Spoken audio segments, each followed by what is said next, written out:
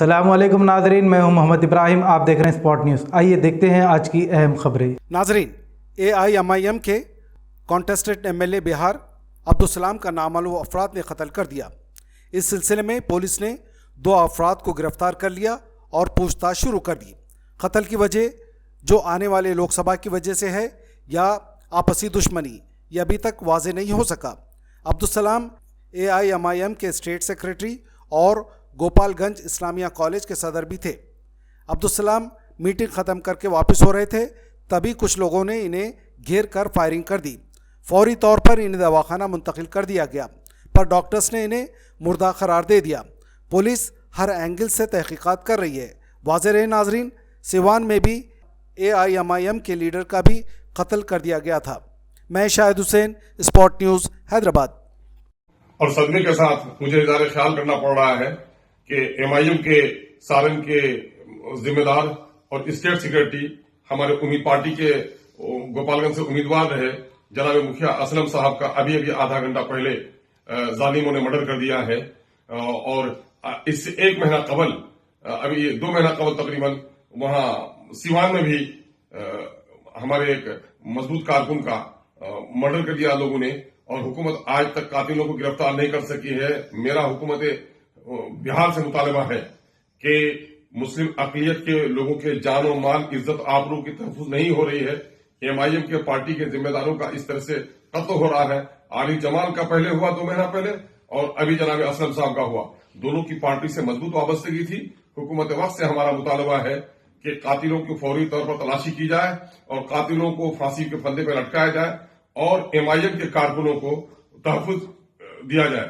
हम लोगों ने पिछले दिनों से, पिछले कई महीनों से हुकूमत बिहार के तमाम तर महकमे से, DGP से लेकर के IG सिक्योरिटी तक, होम सेक्रेटरी तक हम लोगों ने गुजारिश की है।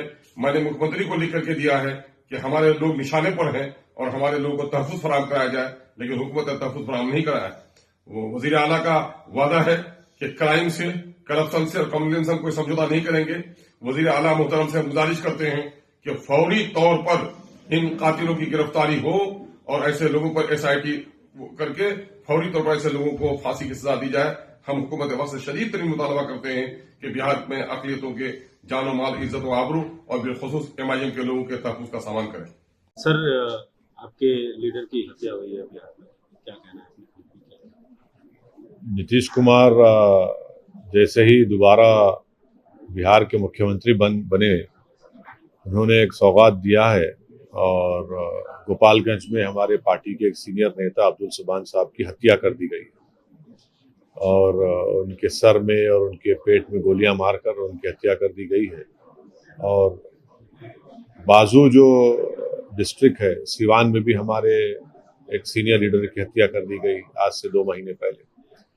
तो ऐसा लग रहा है कि नीतीश कुमार के राज में कोई लॉ एंड ऑर्डर पे कंट्रोल नहीं है, राजद नहीं है, BJP आई तब भी ये लॉ एंड ऑर्डर का मसला बरकरार है। और बड़े अफसोस की बात है कि अब तक सरकार की तरफ से कोई एक्शन नहीं लिया गया। क्यों अब्दुल साहब को उनकी हत्या की गई, कौन है उनके पीछे, कौन है ये लोग, क्या कर रहे हैं लोग, इस पर कोई एक्शन नहीं ले रहे और ये पूरी जिम्मेदारी सरकार पर आती है।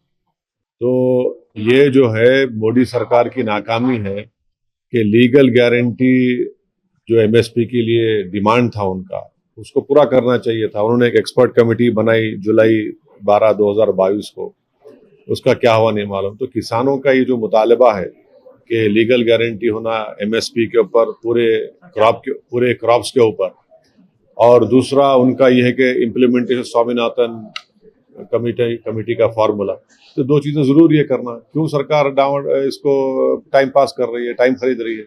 अब आप ऐसा रोक रहे हैं, ऐसा कोई एक फौज आने वाली है पड़ोस की देश से। अरे किसान है भाई, क्या होने वाला है? आप कीले लगा रहे हैं, रोड ब्लॉक्स कर रहे हैं, एक अजीब माहौल करके रख दिया। उनके जो मुतालबा है, इनका डिमांड है लीगल गारंटी होना चाहिए MSP के पूरे क्रॉप्स के ऊपर, कबूल करना चाहिए देश के प्रधानमंत्री को। फौरन चुनाव आ रहे हैं, उनको ही फायदा होगा ना। Sir, your leader has been killed in Bihar. As soon as Nitish Kumar became the chief minister for the 9th time, the killing of Mr. Abdul Salam in Gopalganj takes place. Few months ago, in the neighboring district of Siwan, our senior party leader was also assassinated. So it is very unfortunate that the Nitish Kumar government has completely failed in controlling law and order.